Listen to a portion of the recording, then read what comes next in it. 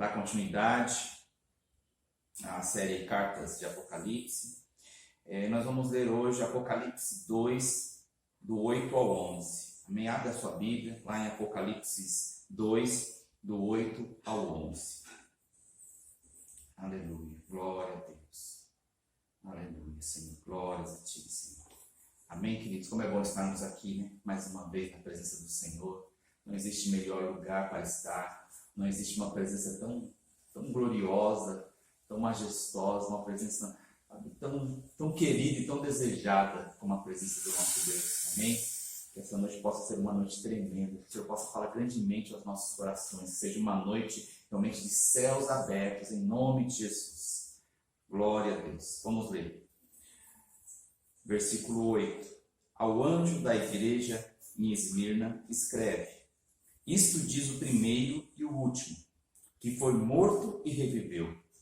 Conheço a tua tribulação e a tua pobreza, mas tu és rico, e a blasfêmia dos que dizem ser judeus e não o são, porém são sinagoga de Satanás. Não temas o que has de padecer. Eis que o diabo está para lançar alguns de vós na prisão, para que sejais provados. E tereis uma tribulação de 10 dias. Sê fiel até a morte, e dar-te-ei a coroa da vida. Quem tem ouvidos, ouça o que o Espírito diz às igrejas. O que vencer, de modo algum, sofrerá o dano da segunda morte. Amém? Glória a Deus. Vamos orar. Espírito Santo de Deus, mais uma vez, pedimos ao Senhor que venha falar aos nossos corações. E nesta noite, Senhor Deus, onde nós nos reunimos, ó Pai, nos nossos lares, para, Senhor Deus, cultuar ao Senhor, o Senhor possa falar grandemente, Senhor Deus, ao coração de cada um, Pai. Que seja uma noite de salvação, que seja uma noite de restauração, que seja uma noite de cura, que seja uma noite de céus abertos. Que nós possamos terminar esta noite muito mais próximos do Senhor, muito mais desejosos, muito mais apaixonados, muito mais sedentos da Tua presença, em nome de Jesus. Nós rejeitamos tudo aquilo que não provém do Senhor, meu Pai. Pedimos ao Senhor, fala aos nossos corações, Senhor Deus. Usa, Senhor Deus, a minha vida, Senhor Deus, para falar aquilo que está no Teu coração, Senhor. Eu não quero falar nada de mim mesmo, Pai, porque aquilo que vem de mim mesmo não edifica ninguém. Eu quero falar aquilo que vem do Teu coração, meu Pai. Senhor Deus, que o Senhor possa de alguma forma usar a minha vida, Senhor Deus, para chegar ao coração dos Teus filhos, em nome de Jesus. Amém. Amém, queridos? Glória a Deus. Amém? Repete comigo, Espírito Santo. Eu abro o meu coração, a minha mente e os meus ouvidos, para ouvir a Tua voz, em nome de Jesus. Amém? Glória a Deus. Aleluia. Glória a Deus. Vamos lá. Continuando, então, hoje nós vamos falar sobre a cidade de Esmirna, onde foi enviado a segunda carta de João. E eu queria começar aqui fazendo algumas perguntas, queridos.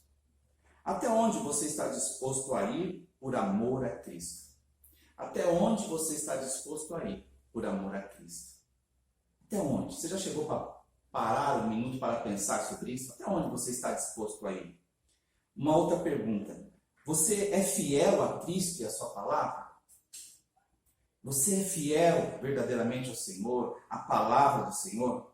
Uma pergunta. Você entregaria seus bens e sua vida por causa de Cristo? Você chegaria a entregar aquilo que você possui, as suas riquezas, os seus bens e a sua própria vida por amor a Cristo? E uma última pergunta. Em um mundo onde o relativismo ele reina, é possível ser fiel até a morte? No mundo onde o relativismo opera, é possível ser fiel a Cristo até a morte? Sabe, queridos, mas a grande verdade é que o sofrimento revela quem é fiel e quem é conveniente. O sofrimento revela aqueles que verdadeiramente são fiéis ao Senhor e aqueles que não são. Porque, como eu costumo dizer, quando está tudo bem é muito fácil ser fiel a Deus. Mas quando a situação complica, quando as coisas começam a sair daquilo que nós imaginávamos, as pessoas elas têm a tendência em se afastar de Deus. Primeiro, a se afastarem de Deus. Isso é um grande erro.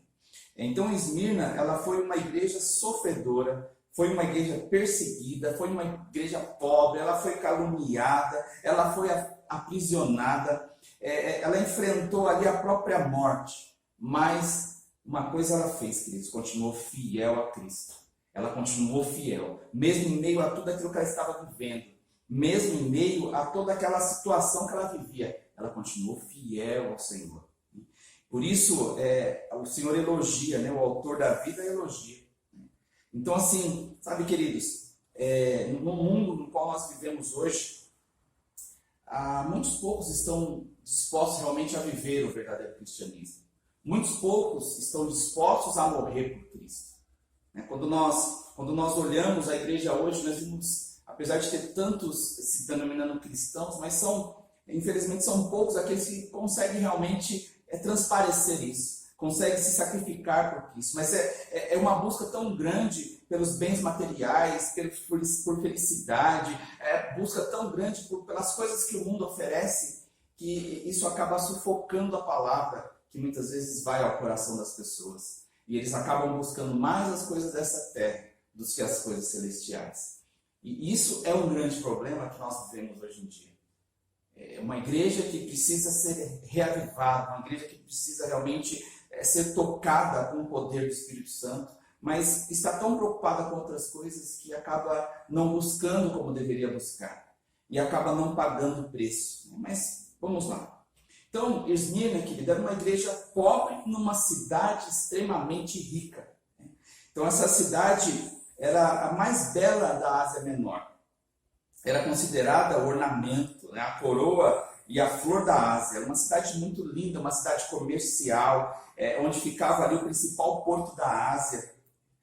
Ali tinha um monte, né, tem até hoje o Monte Pagos. Ele era coberto de templos e casas luxuosas. Era um lugar extremamente lindo, um lugar gostoso de se achegar. Era um lugar onde a realeza era coroada nas torres.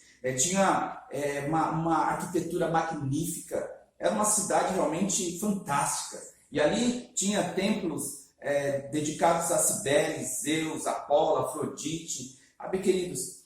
Hoje essa cidade é a única das sete que receberam as cartas do Apocalipse que sobrevive. Até hoje ela está lá. Ela é lá na Turquia, né, a parte asiática da Turquia. O nome dessa cidade hoje é Izmir. Ela tem em torno de cerca de 250 mil habitantes. Então, das 7 cartas do Apocalipse, essa foi a única cidade que permaneceu viva. Por que será que ela permaneceu viva? Eu acredito que, ao lermos esses poucos versículos, esta é também a menor das cartas. Ela tem apenas 4 versículos. Ela é a menor das cartas, mas ela tem um conteúdo muito tremendo, muito grande para as nossas vidas. Porque, assim, foi uma igreja que sofreu demais. E quando se fala em sofrimento, hoje ninguém quer sofrer. Ninguém quer passar por dificuldades. Todo mundo acha que entregou a vida a Cristo, não pode mais, de repente, acontecer problemas, não pode ter perseguição, não pode ter tribulação, não pode ser provado. Isso é um grande engano de Satanás, queridos. Essa igreja é a prova viva, que vale a pena ser fiel até a morte. Essa igreja é a prova viva, queridos, que vale a pena seguir a Cristo. Então, uma igreja que ela enfrentava, queridos, a morte numa cidade que havia morrido e ressuscitado. Essa cidade, ela foi constituída praticamente 1000 anos antes de Cristo. E aí, quando chegou em 600 anos antes de Cristo, ela foi invadida pelos lídios e foi totalmente destruída. Mas quando chegou a 200 anos antes de Cristo, Lisímaco, acho que é Lisímaco, ele reconstruiu e fez essa cidade uma bela cidade. Ele reconstruiu ela totalmente e ali fez uma grande cidade, uma cidade que sabe, queridos, fazia com que as pessoas que chegassem lá se alegrassem muito, no sentido de beleza, no sentido de ser uma cidade onde as pessoas querem estar por ser bonita, por ser uma cidade bela, por ser uma cidade que sabe, rica, uma cidade próspera. Então essa cidade ela morreu e ela ressuscitou. Uma outra coisa, uma igreja era fiel a Cristo, na cidade mais fiel a Roma. De todas as cidades, queridos, essa cidade foi a mais fiel a Roma. Em torno de 195 a.C., ela já praticamente pertencia a Roma, ela já tinha um templo a Deus a Roma. Então, antes de ser o império que se tornou depois Roma, ela já pertencia a Roma. Então, assim, era uma cidade extremamente fiel a Roma. Esmirna ganhou de Efésio, queridos, o privilégio de construir ali o primeiro monumento a Roma, em 26 depois de Cristo. Então, assim, ela era fiel a Roma, mas os cristãos ali, queridos, que tinham ali, eram fiéis a Cristo.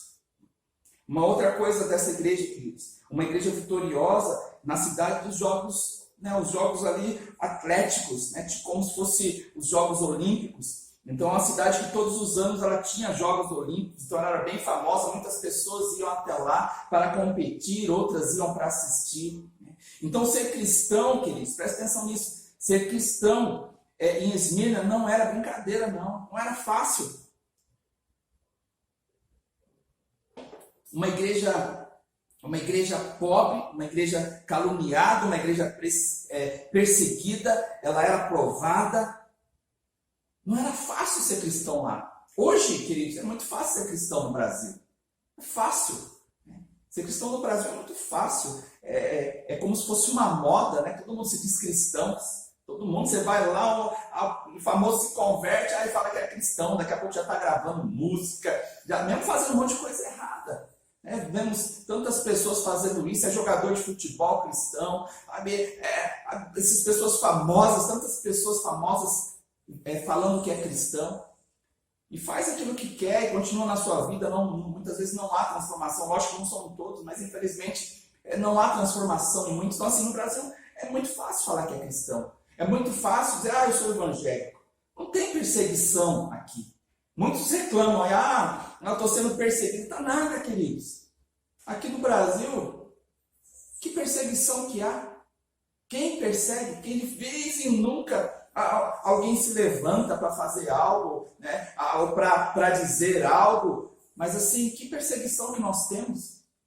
Agora lá em Esmirna, queridos, ali sim ia ser difícil ser cristão. Ali não era fácil ser cristão. Ali, queridos, ou você acreditava realmente em Cristo e vivia aquilo ou não. Você não ia conseguir viver. Muitos cristãos hoje, que se dizem cristãos, se estivesse lá não ia conseguir. Porque na hora que começasse a perseguição, na hora que começasse as dificuldades, algumas coisas que eu vou falar aqui sobre a situação de pobreza que eles viviam, muitos não iam aceitar. Muitos não iam abdicar rapidamente de Cristo. Então, acredito que talvez um bom slogan para Esmirna seria Esmirna, fiel até a morte. Esmirna, fiel até a morte. Aí, quando nós falamos de igreja, quando nós falamos de individual, você pode declarar que você vai ser fiel a Cristo até a morte? Você pode realmente dizer isso não da boca para fora, mas dizer do coração, dizer com fé, eu vou ser fiel a Cristo até a morte. Se precisar entregar a minha vida por amor a Cristo, eu entregarei. Se eu precisar entregar aquilo que eu tenho por amor a Cristo, eu farei. Será que você pode declarar isso, queridos?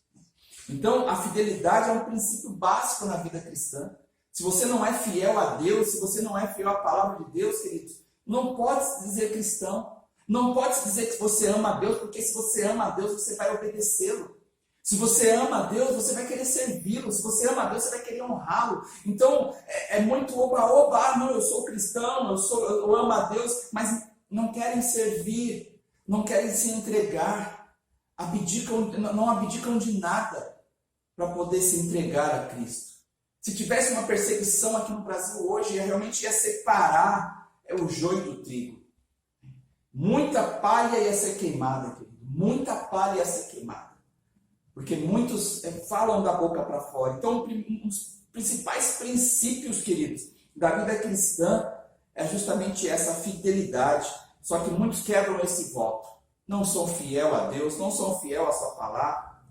Então, como ser um crente fiel em tempo de prova, queridos? Como ser um crente fiel no tempo das provações? A igreja de Esmirna estava atravessando um momento de prova né? E o futuro imediato ainda não tinha boas notícias, não era um futuro de boas notícias, era um futuro sombrio. Né? Nós lemos lá, era um futuro sombrio. O Senhor estava falando que Satanás ainda ia prender alguns ainda, queridos. Alguns iam ser presos. Então a tribulação, a ideia quando se fala de tribulação, ela se fala de um aperto de fora para dentro.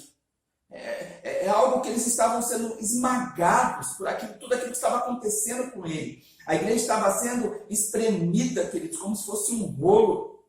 A pressão dos acontecimentos pesava sobre a igreja e a força das circunstâncias procurava forçar a igreja a abandonar a fé. Tudo tentava cooperar para que eles abandonassem a Cristo. Tudo fazia para que eles realmente se prostrassem diante de Roma e abandonassem o cristianismo, abandonassem a fé. Então os crentes de Esmirna, queridos, eles estavam sendo atacados e mortos. Né? Só para nós termos uma ideia, eles eram forçados a adorar o imperador. E aqueles que não queriam, muitas vezes eram mortos.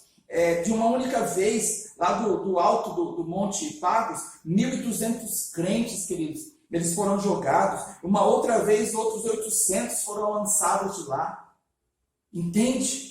Imagina, você está lá como um cristão e aí de repente não chegou para você aí a pergunta se você vai querer ficar com Cristo mesmo ou não, se você vai adorar a Roma ou não, mas aí você está vendo aqueles que falaram assim, não, eu não vou adorar a Roma, eu vou continuar adorando a Cristo, e aí ele sendo levado para cima daquele monte e de repente sendo jogado. Imagina 1.200 pessoas sendo jogadas lá.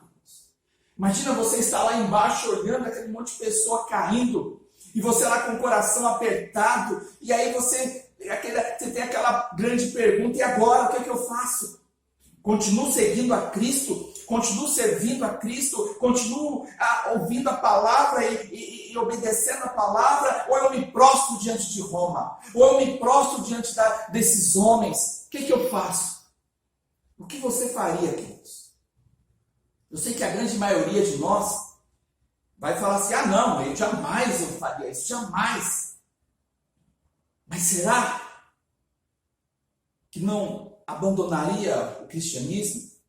Será que não viraria as costas para Cristo? Pense sobre isso, queridos. Então eles viviam isso e era muito difícil. Uma outra coisa que eles estavam passando era a pobreza. A pobreza, ela não é uma maldição. A palavra de Deus lá em Lucas 6 diz assim, bem-aventurados os pobres. Tiago diz que Deus elegeu os pobres do mundo para serem ricos na fé. Então, assim, não está falando que você é obrigado a ser pobre. Está querendo dizer, queridos, que em alguns momentos, quando nós temos muito, nós podemos nos colocar diante de Deus. Nós podemos, ou melhor, nos afastar de Deus.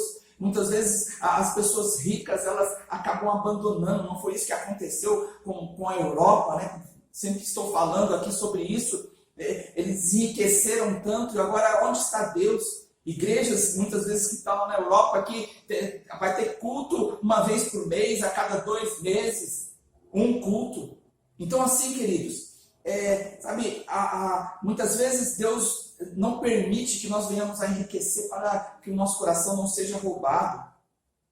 Só que lá na igreja de Esmirna, a situação era ainda complicada, porque assim, a pobreza ela acabava sendo um efeito colateral da perseguição, porque os crentes eram procedentes, a grande maioria, de classe pobre. Eles não eram os ricos que estavam se convertendo, querido, eram os pobres. Os pobres sentiam a necessidade de Deus. Os pobres se convertiam ao Senhor, enquanto os ricos, que tinham lá suas casas lindas lá no monte, que tinham lá empresas, que não se convertiam ao Senhor, mas os pobres se convertiam. E os crentes eram também saqueados dos seus bens, aqueles que possuíam bens. Aconteceu isso na Segunda Guerra Mundial contra os judeus, né, contra os alemães, eles retiravam seus bens. Então, assim, os cristãos, queridos, eles eram saqueados, eles tinham os bens, e como eles não se prostravam diante de Roma, eles continuavam ali servindo a Cristo, buscando a Deus. Eles muitas vezes eram tirados deles os seus bens, os seus recursos. Os crentes haviam também renunciado, queridos, ao método de ganhar dinheiro licitamente. Eles não aceitavam mais Que não tem problema, ninguém está vendo, vamos, né, levar vantagem aqui, levar vantagem ali. Não. Eles renunciavam a isso também. O que é certo, o que é errado. Né? Para Deus, sim, sim, não é não. Então eles entenderam isso, então eles não tentavam ganhar dinheiro às custas de outras pessoas, fazendo mal, ou ganhar dinheiro para se dar bem em cima de outras pessoas. Então tudo isso, queridos, fazia com que os cristãos lá fossem realmente pobres, fossem cristãos, quando se fala de pobreza aqui, fala de uma pobreza extrema, de passar muitas vezes necessidade, mas isso não impedia deles serem fiéis a Cristo. Uma outra coisa que acontecia aqui, que eles era a difamação. Os judeus estavam espalhando vários rumores sobre eles, né? Só lembrando, os judeus, eles foram os primeiros a lutarem contra os cristãos, foram os primeiros a perseguirem o cristão. O próprio Paulo cita aqui, lá em Atos, várias vezes, ele sendo perseguido pelo cristão. Chega no momento, quando ele estava lá em Coríntios, ele toma a decisão de não ir mais para os judeus e só ir para os gentios. Então, assim, existia uma perseguição muito grande. Então, eles se consideravam o povo genuíno de Deus. E eles não aceitavam o cristianismo, não aceitaram o Messias. Então, eles combatiam contra isso. Então, além disso, existiam outras acusações, como o canibalismo, por causa da ceia. Eles achavam que na ceia se comia realmente carne, se bebia realmente sangue. Então, tinha esse problema. Tinha o problema da divisão das famílias. Muitas famílias, quando o cristão ali, quando uma pessoa se convertiu ao cristianismo, essa pessoa era colocada de lado. Acontece isso, nós vemos em famílias de muçulmanos, por exemplo, que algumas pessoas se convertem ao cristianismo, ou elas muitas vezes são assassinadas, ou são expulsas da família. Então os judeus faziam isso. Então havia acusação também do ateísmo, porque eles não se dobravam a nenhum dos deuses lá de Roma. Então muitos chamavam eles de ateus, porque o nosso Deus é o Deus invisível. Nós não prostramos diante de imagens, nós não pedimos nada para a imagem, nós não adoramos imagem. Então eles chamavam eles de ateus. Uma outra acusação aqui falava também que eles eram desleais e revolucionários por causa daquilo que Cristo pregava, mas Cristo pregava o amor. Ele só não fazia aquilo que era contra a palavra. Então aquilo que nós fazemos hoje, nós precisamos viver o evangelho genuíno. A partir do momento que o governo ele vai ter uma lei que é contra a palavra, o que nós vamos fazer? Se ele chegasse hoje e falasse, é proibido pegar a palavra de Deus, o que nós iremos fazer? Continuaremos pregando a palavra de Deus. Não é isso que acontece na China? Na China estima-se que tem mais de 100 milhões de convertidos, mais de 100 milhões de cristãos, queridos. Estão aonde? Estão escondidos, fazendo cultos em barcos, fazendo cultos em casas ali, fazendo culto em lugares onde os soldados, os policiais não acham. Entende? Então, assim, eles viviam a palavra, eles pregavam uma palavra. E é isso, quando você vive a palavra, e quando você prega a palavra, quando você realmente é um verdadeiro cristão, isso vai incomodar o mundo. Uma coisa muito séria que acontece hoje, queridos, muitas vezes a igreja ela acaba sendo parceira das coisas do mundo, trazendo as coisas do mundo para dentro da igreja. A igreja muitas vezes se submete às coisas do mundo e acha que é normal. Então isso é um grande erro e um grande problema. A igreja ela tem que causar incômodo no mundo, queridos, porque ela prega Cristo, o Cristo que foi morto, que ressuscitou, está vivo e para sempre. E os princípios de Cristo para o mundo é um confronto, é loucura para o mundo, entende? Então quando a igreja está sendo muito aplaudida pelo mundo, algo está errado. Porque quando você começa a pregar o arrependimento, quando você começa a falar das coisas erradas que eles estão fazendo, ninguém gosta de ouvir que está errado. Ninguém gosta de ouvir, queridos. Então, quando a igreja começa a fazer aquilo que ela tem que fazer, que é pregar a verdade, que é confrontar o pecado, que é mostrar para as pessoas o caminho do arrependimento, que é mostrar para as pessoas a Cristo, o mundo não vai aplaudir. E se o mundo está aplaudindo, algo está errado. Então, nisso, os cristãos eles eram perseguidos, porque eles iam contra tudo isso, que para eles lá era normal, prostituição era normal, o adultério era normal, sabe, queridos, a mentira era normal, ter benefícios ilícitos era normal, se enriquecer ilicitamente era normal. A igreja combatia todas essas coisas, ela não aceitava isso. E por não aceitar essas coisas, ela é confrontada, ela é perseguida. E uma outra coisa é a prisão. Alguns crentes de Esmirna estavam enfrentando a prisão, queridos. A prisão era a antessala do túmulo. Pra vocês terem uma ideia, eles não cuidavam bem dos prisioneiros. Lógico que a forma que muitas vezes os encarcerados, as prisões aqui do Brasil fazem, ter 30 pessoas numa cela minúscula, é errado, mas antigamente era ainda pior. Porque muitas vezes eles não eram nem alimentados. Eram jogados lá naquela masmorra e esquecidos. Às vezes morriam, querido, de fome, alguma peste ou mesmo lepra. E muitas vezes a pessoa estava lá e daqui a pouco morria. Porque não tinha cuidados. Então muitos estavam sendo jogados lá.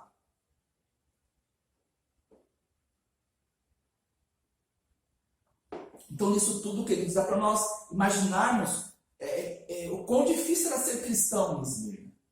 Se nós formos falar, nós estamos aqui no Brasil, estamos no céu. Se nós formos comparar com outros países hoje no mundo, países lá do Oriente Médio, até a própria China, sabe, queridos, a Coreia do Norte, tantos outros países, nós estamos no céu, se for dizer assim. Porque aqui nós podemos pregar, aqui nós podemos cultuar a Deus, mesmo com toda essa dificuldade que nós estamos tendo hoje por causa do vírus, por causa da quarentena e tudo mais.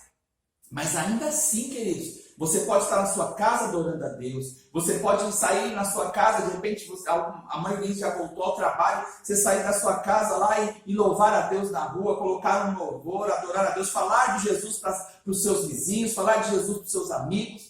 E nada te acontece. O máximo que pode acontecer é, de repente, você perder uma amizade, ou um parente deixar de conversar com você. Mas pelo menos você falou a verdade. Pelo menos você pregou a palavra. O medo deles lá são outros. O medo de repente estar lá pregando a palavra e chegar lá a alguém da polícia ou alguma outra pessoa e matá-los. Como eu contei esses dias sobre aquele muçulmano que se converteu e o vizinho foi lá para tentar matá-lo. Então, queridos, entenda bem, nós precisamos viver a palavra, nós precisamos pensar e meditar nisso. Até onde nós estamos dispostos a ir por Cristo? Será que realmente nós vamos até o fim? Nós vamos até a morte por Ele? Vamos lá. Vou falar aqui rapidamente algumas aplicações. Amém? Primeira coisa, queridos. Deus não julga como o homem julga. Deus não vê como o homem vê. A igreja de Esmirna era uma igreja pobre. Mesmo estando numa cidade extremamente rica, uma cidade bem conceituada, ainda assim, era uma igreja pobre. Era uma igreja pobre. Embora a igreja fosse pobre financeiramente, queridos, ela era rica espiritualmente. Isso é o ponto. Esse é o ponto. Porque muitas pessoas são ricas, mas espiritualmente pobres, extremamente pobres. Em compensação, queridos, outros não têm nada quase para comer. Mas espiritualmente, queridos, estão cheios da presença de Deus, estão cheios da glória de Deus, estão ali seguindo a Cristo, fazendo tudo que é a vontade de Cristo. Então, eles eram ricos aos olhos de Cristo. Aos olhos de Cristo, essa igreja é extremamente rica, e é o que ele fala. Mas vocês são ricos, extremamente ricos aos olhos de Cristo. Então, a igreja de Laodiceia, queridos, ela considerava-se rica. Nós vamos estudar sobre ela. Mas Jesus disse que ela era pobre. Já a igreja de Esmirna era pobre, mas aos olhos do Senhor ela era rica. Então isso é muito importante. Enquanto o mundo avalia o homem por aquilo que ele tem, queridos, Jesus ele avalia o homem pelo que ele é, aquilo que está dentro dele. Então, importa ser rico para com Deus para com Deus. Eu preciso agradar ao coração de Deus. Muitos problemas acontecem porque nós tentamos agradar as pessoas e agradar o nosso coração. Nós nos preocupamos em agradar as pessoas e agradar o nosso coração. E não estamos nem aí com o coração de Deus. Então isso é um grande problema que acontece. Então eu preciso, em primeiro lugar, agradar a Deus. Ainda que muitas vezes eu desagrade as pessoas, e ainda que muitas vezes eu desagrade a mim mesmo. Porque nós estamos aqui porque Deus, amém? Deus sonhou comigo e com você. Deus tem um propósito para as nossas vidas. E Deus enviou o Filho dele para nos salvar. Ele nos salvou para um propósito. Então, primeiro é Ele. Primeiro é Ele. Então, quando eu começo a entender isso, a minha forma de viver muda. Então, Deus, Ele olha o nosso coração. Pedro, ele diz assim, em determinado momento, quando ele está subindo no templo, para poder lá buscar ao Senhor, um aleijado vai lá e para e pede uma esmola para ele, para ajoelhar, e fala assim, olha, eu não tenho prata, nem ouro, mas o que eu tenho, eu te dou. Em nome de Jesus, Nazareno, levanta e anda. Levanta e anda. Amém, queridos? Então, sabe, queridos, isso é tremendo. Pedro não tinha dinheiro, mas ele tinha algo muito maior do que dinheiro. Ele tinha a presença do Espírito Santo na vida dele. Ele tinha a autoridade de Jesus. Ele tinha, queridos, a unção para fazer com que aquele homem se levantasse. E se ele tivesse preocupado com dinheiro, queridos, aquele mendigo ia continuar lá, aquele pobre ia continuar lá, aquele aleijado ia continuar lá. Se ele tivesse uma moeda no bolso, sabe o que ia acontecer? Talvez ele tirasse aquela moeda do bolso e desse para aquele aleijado. E sabe o que ia acontecer? Que ele continuaria aleijado. Mas ele tinha muito mais do que ouro. Ele tinha muito mais do que prata. Ele tinha a presença de Deus. Aleluia, glória a Deus. Então nós podemos ser ricos com Deus, queridos. Ricos na fé, ricos em boas obras. Podemos desfrutar, sabe, das insondáveis riquezas de Cristo. Então, à vista de Deus, queridos, há tantos homens pobres, que dá pena, queridos. Tantos homens que se acham tão ricos, têm mansões, têm carros do ano, mas espiritualmente estão tão pobres, tão vazios, ocos por dentro. 1 Samuel 16,7 diz assim: o Senhor, contudo, disse a Samuel: não considere sua aparência nem sua altura, pois eu o rejeitei. O Senhor não vê como o homem vê. O homem vê a aparência, mas o Senhor vê o coração. Nessa passagem fala de quando Samuel foi ungir Davi, ele não sabia ainda quem era o ungido. E aí quando passa diante dele, Eliabe, ele fala assim, é esse, porque era um cara bonito, um cara alto, um cara de boa aparência. E aí Deus chama a atenção dele. Não é este. O homem vê o exterior, mas Deus vê o que está por dentro, querido. Deus conhece o coração. Nós podemos enganar as pessoas, mas não dá para enganar a Deus. Como nós vamos ver depois sobre Laodiceia, para as pessoas, eles eram ricos, eles eram abastados, mas diante de Deus, aquela igreja é extremamente pobre. Então tome cuidado. Uma outra coisa, morrer para viver. Jesus, ele conhece quem nós somos, queridos. Então aqueles crentes eram pobres, eram perseguidos, caluniados, presos. Só que agora eles estavam sendo encorajados. Lembra que eu falei que essa carta não é uma carta para mandar as pessoas para o inferno, não é uma carta para simplesmente de acusação, para ficar com... Não. Era uma carta para trazer ânimo para as pessoas. Era uma carta para trazer advertência. Era uma carta de amor. Então eles estão passando ali uma grande dificuldade. E aí aparece o Rei da Glória, o Senhor dos Senhores, o Eterno Deus. Aparece ali Jesus. E fala para eles, queridos, sabe, que ele estava vendo o que eles estavam passando. Que ele estava ali, queridos, sabendo das suas dificuldades, das suas tribulações. E ele fala assim, ser fiel, que você vai ter a recompensa. Continue fiel, que você vai ser recompensado. Então a igreja de Esmirna, assim, não é não era candidata à morte, mas à vida. Ela não era candidata à morte, mas à vida. Porque nós somos, muitas vezes, tão limitados, nós olhamos só aqui. Esquecemos do depois, queridos.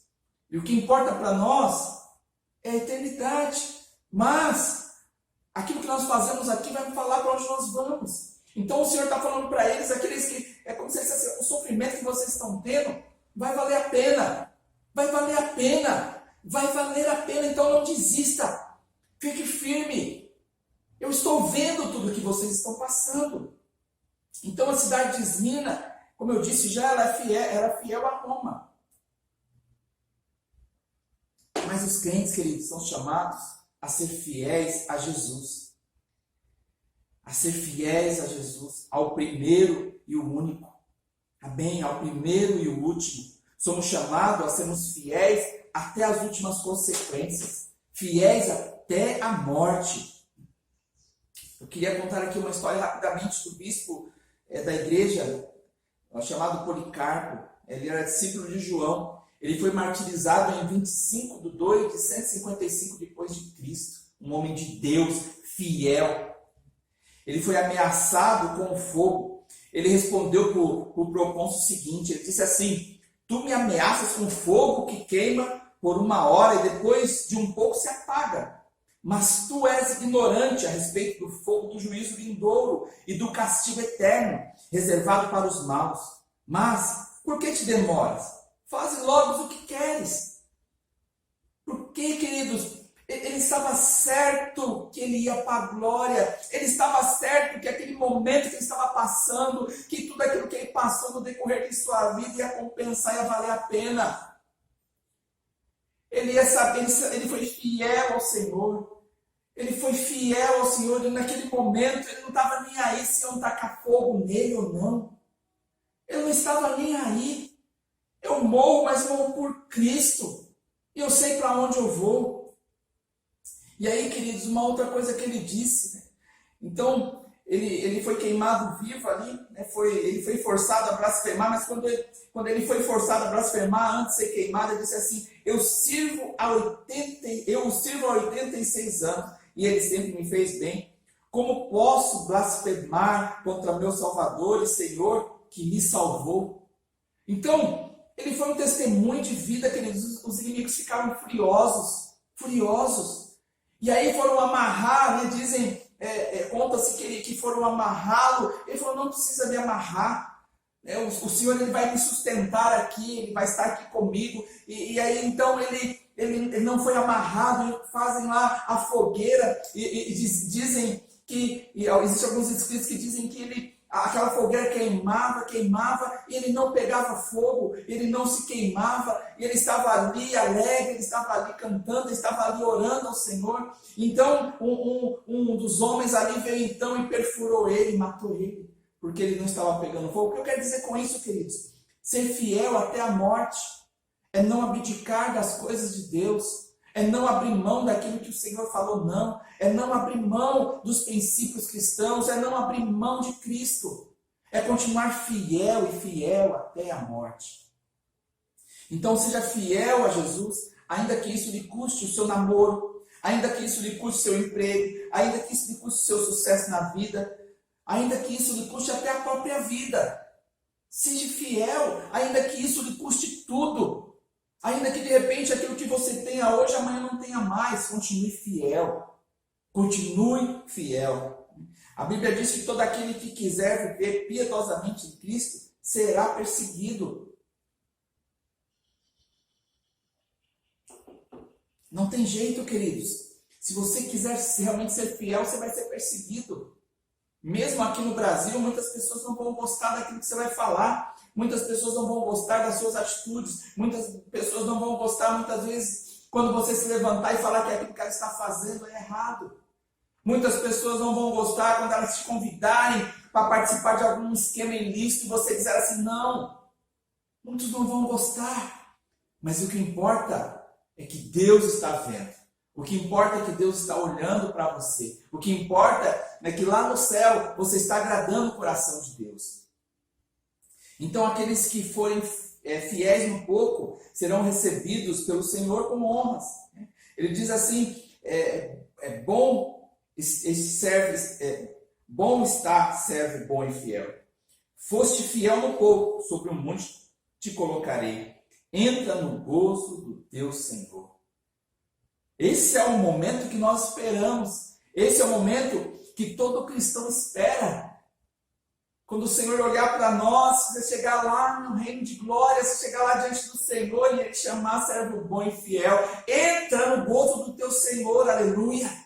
Entende? É isso que nós tanto ansiamos. E cada dia que passa está chegando mais perto esse dia. O tempo que nós passamos aqui nessa terra é muito pequeno para nós nos entregarmos às coisas deste mundo, para nós nos entregarmos às coisas dessa terra, queridos, e nos afastarmos de Deus. Não podemos correr o risco de perder a nossa salvação. Não podemos correr o risco de sairmos da presença de Deus. Amém? Então Jesus conhece quem nós somos. Este é um fato que conforta o nosso coração. Uma das nossas grandes necessidades nas tribulações, queridos, é alguém com quem possamos compartilhar. Então Jesus conhece o que você está passando, Ele conhece o que eu estou passando. Nada passa despercebido aos olhos do nosso Senhor. Nada. Essa é a onipresença, a onisciência de Deus. Ele está em todo lugar, Ele conhece todas as coisas, Ele sabe o fim desde o começo, porque Ele é Deus. Então Ele sabe o que você está passando. Nosso Senhor, Ele não dorme, Ele não cochila, a mão dEle não está, queridos, não está encolhida, que não possa nos ajudar, que não possa nos socorrer. Ele está olhando para você, Ele está olhando para mim, Ele sabe o que você está passando. Ele sabe as noites que você tem passado, Ele sabe das dificuldades, Ele sabe dos problemas, Ele sabe dos seus sonhos. Ele sabe, queridos, Ele sabe dos momentos que você pensou em desistir. Ele sabe dos momentos, queridos, em que você chorou. Ele conhece cada lágrima que já foi derramada dos teus olhos. Ele conhece todas as coisas. Jesus sabe das calúnias que muitas vezes nós já passamos. Ele sabe das ofensas que nós tivemos. Mesmo muitas vezes, queridos, nós nem sabemos. Mesmo que algumas vezes nós nem ouvimos. Mas Ele sabe o que muitas vezes pessoas têm dito sobre você. Muitas vezes pessoas têm dito sobre você, sobre mim. Muitas vezes não chega aos nossos ouvidos, mas Ele sabe. Ele sabe, porque nada passa despercebido. Ele sabe que somos pobres, mas ao mesmo tempo, queridos, somos ricos nele. Isso é o que importa, é a riqueza em Cristo, é sermos ricos em Cristo. Ele sabe que somos entregues à morte, mas ao mesmo tempo nós teremos a coroa da vida. Por isso que nós precisamos sempre meditar como é que está o nosso cristianismo. Por isso que nós necessitamos, queridos, sempre olhar no espelho e ver como está o nosso cristianismo, se realmente nós somos cristãos fiéis a Deus ou não. Se aquilo que nós estamos fazendo com a vida que Ele nos deu está de acordo com a palavra ou não. Se estamos vivendo, queridos, apenas um oba-oba, ou se realmente vamos ser fiéis até a morte. O sofrimento ele não vem para destruir, mas para provar. As dificuldades aparecem, queridos, não é para acabar com a nossa vida, não é para te matar, não é para me matar. Ele vem para provar os nossos corações. Ele vem para nos aproximar de Deus. A intenção do inimigo, lógico, ele é destruir a nossa fé. Ele vai fazer de tudo para destruir, mas ele só vai até onde Deus permite. E a Bíblia diz que Deus não vai permitir nada, nenhuma tentação sobre a nossa vida, que a gente não consiga resistir. E junto com essa tentação vai vir um escape. Porque Ele é Deus. Porque Ele é Deus. O salmista fala lá no Salmo 119, 71. Foi-me bom ter eu passado pela aflição, porque para que aprendesse os teus decretos. Foi-me bom ter eu passado pela aflição, para que aprendesse os teus decretos. As aflições vêm, queridos, mas nós aprendemos com ela. Precisamos aprender com ela. E Deus está vendo o que nós estamos passando, Ele está vendo as dificuldades, Ele está vendo tudo o que está acontecendo no mundo hoje. Quantas pessoas estão passando necessidade, queridos? Quantas pessoas estão desesperadas? Quantas pessoas já tiraram a própria vida? Quantas pessoas, queridos, estão sofrendo? E Deus está vendo cada um, queridos. E na hora certa, Ele entra com a provisão. Então, nem sempre o Senhor vai nos livrar de passar por momentos difíceis. Nem sempre Ele vai nos dar o livramento naquele momento. Algumas coisas nós vamos precisar passar. Mas a verdade é que Ele vai estar ao nosso lado. Se nós formos fiéis a Ele, Ele vai estar ao nosso lado, queridos. É na fornalha de fogo, Ele vai estar ao nosso lado. É na cova dos leões, Ele vai estar ao nosso lado. É na arena, correndo dos leões, Ele vai estar ao nosso lado. Porque Ele é Deus. Mas nós precisamos ser fiéis a Ele. Então Jesus, Ele controla tudo. Ele tem todo o controle nas mãos dEle. Ele tem o controle do mundo, do universo nas suas mãos. Então, não podemos temer, não podemos piscar ali, duvidar. Ah, será que Deus está comigo mesmo? Será que Deus está ali do meu lado? Queridos, a Bíblia diz que Ele passeia no meio da igreja. Ele disse que Ele estaria conosco até a consumação dos séculos. Ele disse que Ele ia enviar o Espírito habita dentro de nós, o Espírito Santo habita em nós, então Ele está conosco. E tudo aquilo que nós fizermos, queridos, Ele está vendo. Então seja fiel. Seja fiel. Não tema as coisas, queridos, que tem de sofrer. É o que Ele está falando para a igreja. Não tema aquilo que vocês vão ter que passar. Ele fala lá de um período de 10 dias de sofrimento. Não tema aquilo que vai passar. A grande verdade é que o sofrimento, ele é certo. Porém, ele é limitado. Ele é breve.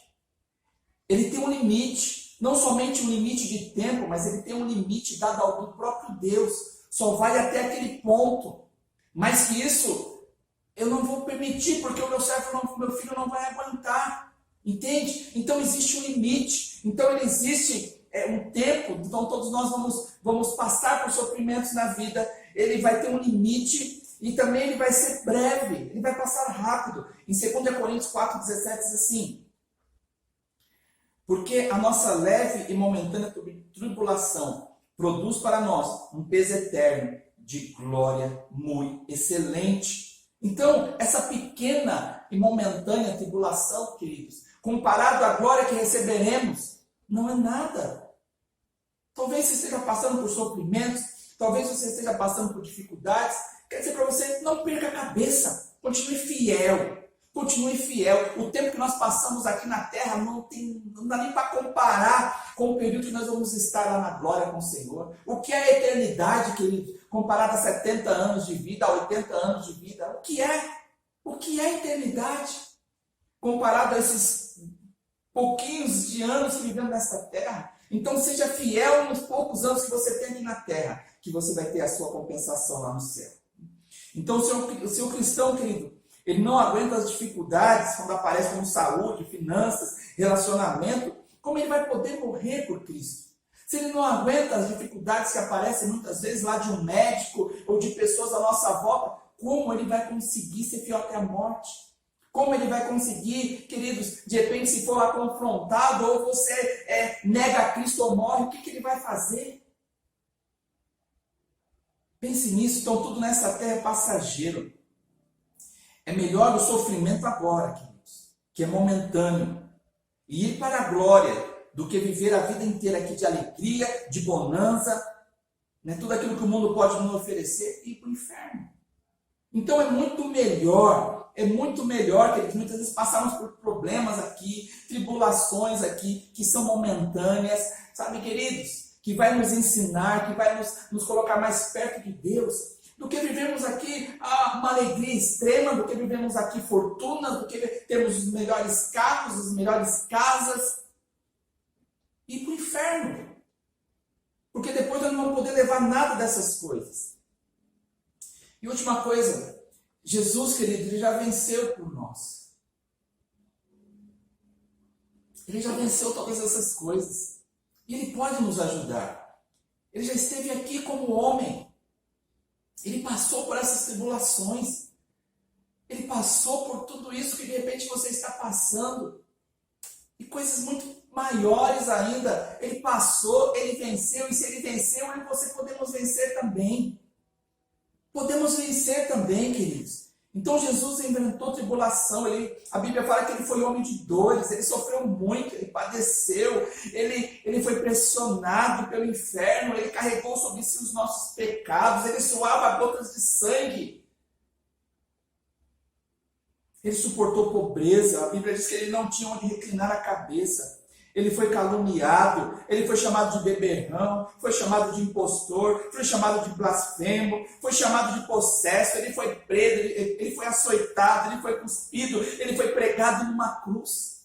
Ele sabe o que é sofrer, ele sabe o que é padecer, queridos. Ele passou pelo vale escuro da própria morte, mas ele venceu, porque nem a morte conseguiu segurá-lo, queridos. Nem a morte conseguiu segurá-los. Então, meu querido, não tenha medo, porque do nosso lado está aquele que já venceu. Isso que você está passando para ele não é nada. Da noite para o dia ele pode mudar isso. E ainda que ele não mude, para que a gente possa crescer, queridos, vai valer a pena. Você continue fiel a ele, continue crendo nele, continue sabendo que ele é o seu Deus, e ele vai continuar ali ao seu lado, ele vai continuar provando seu coração, e no momento certo aquilo muda, ou ele te leva daqui para morar com ele eternamente. Muitos estavam sendo mortos em Esmirna, muitos estavam sendo levados, sabe, queridos, muitos estavam sendo levados à morte, muitos estavam sendo presos, muitos estavam sendo queimados, uma grande perseguição, sabe, na igreja, mas eles estavam fiéis. Estavam fiéis. Como eu falei no começo, diferente de Éfeso, que eu falei semana passada, que eles tinham que voltar ao primeiro amor, Deus ali para Esmirna só tem elogios. E fala que ele está vendo a tribulação e fala, fique firme. Satanás vai se levantar contra vocês, mas continue firme, porque no final vai ter a recompensa. Nosso Deus, ele se revela aqui nesses versículos. Jesus se revela como eterno, ele fala assim que ele é o primeiro e o último, aquele que nunca muda, está sempre conosco. Ele fala também que ele é vitorioso porque ele morreu e ele venceu, a morte não conseguiu segurar. Ele fala também que ele é o galardoador, o presenteador, ele promete a coroa da vida para os fiéis. Então a vitória completa, queridos, é sobre a segunda morte. A segunda morte é a morte eterna, é viver eternamente no inferno. Mas aqueles que forem fiéis, eles vão ter a vida eterna, viver eternamente com o Pai, viver eternamente com Cristo na glória para todos sempre. E para nós concluirmos, queridos, então ele termina dizendo, quem tem ouvidos, ouça. Amém? Quem tem ouvidos, ouça. Ouça, queridos. Não pense que Deus não está vendo aquilo que você está fazendo. Não pense que os olhos do Senhor estão fechados. Ele está vendo. Então ouça o que o Espírito diz. Ouça, mude de direção. E ele fala isso com muito amor, muito carinho, porque ele ama a sua vida, ele ama a minha vida. Isso que ele fala é com muito amor. Ser fiel até a morte. E você vai ter a sua recompensa no final. O vencedor não sofrerá o dano da segunda morte. Podemos enfrentar a morte e até o martírio, mas escaparemos do inferno. Esse é o principal, queridos. Esse é o principal. Nós enfrentamos a morte, nós passamos por tribulações nessa terra, passamos por dificuldades, passamos por muitas e muitas lutas. Mas se nós formos fiéis, nós não vamos ter que enfrentar o inferno, queridos. Porque nós vamos estar na glória para todo sempre, em nome de Jesus. Amém? Glória a Deus, aleluia. Glória a Deus.